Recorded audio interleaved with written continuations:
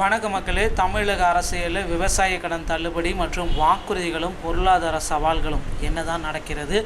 தமிழக தேர்தல் களத்தில் தமிழக வெற்றி கழக தலைவர் விஜய் அறிவித்துள்ள விவசாய கடன் தள்ளுபடி வாக்குறுதி மற்றும் அதன் பொருளாதார தாக்கங்கள் குறித்து இந்த தகவல் விவரிக்கிறது. 5 ஏக்கருக்கு குறைவான நிலம் வைத்துள்ள விவசாயிகளுக்கு முழு கடன்கள் அனைத்தும் தள்ளுபடி செய்யப்படும் என்ற அறிவிப்பும் மக்களிடையே பெரும் வரவேற்பையும் பெற்றுள்ளது. அதே சமயம் நிதி வேளாண்மை குறித்த விவாதங்களையும் உருவாக்கியுள்ளது.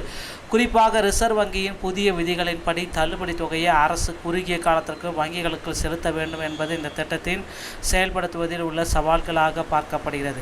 நகை கடன் தள்ளுபடி குறித்து விஜய் அவர்கள் இதுவரை நேரடி அறிவிப்புகள் எதையும் வெளியிடாத நிலையில் அவரது கவனம் தற்பொழுது விவசாயிகளின் நலன் மற்றும் பயிர்களுக்கான ஆதார விலையிலேயே அடிப்படையாக வந்துவிட்டது.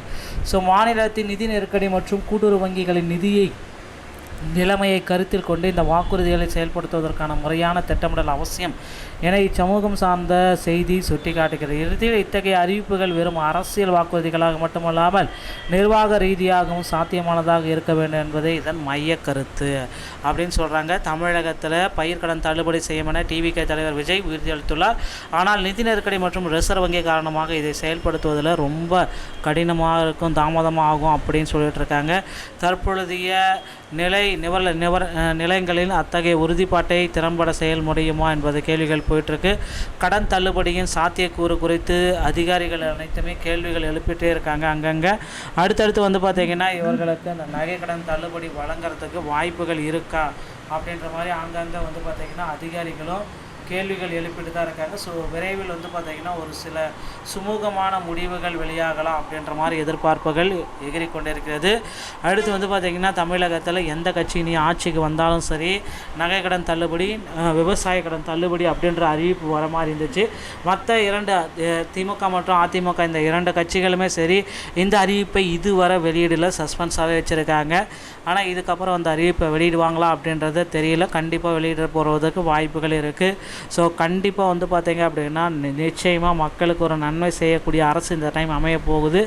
அதே போல் 5 சவரனுக்கு உட்பட்ட நகை கடன்களை நீங்கள் வச்சுருந்தீங்க அப்படின்னா உங்களுக்கு உடனடியாக தள்ளுபடி உடனே கிடைக்கும்.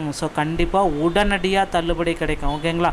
ஆட்சிக்கு பார்த்தீங்கன்னா 6 மாதத்தில் உங்களுக்கு நகை கடன் தள்ளுபடி கண்டிப்பாக உங்கள் வீட்டுக்கு வந்துடும் அப்படின்ற மாதிரி சொல்லிட்டு இருக்காங்க. கண்டிப்பாக ரெடி ஆகிக்கோங்க மக்கள். இதற்கான அப்டேட்டை நான் உங்களுக்கு விரைவில் சொல்ல போகிறேன்.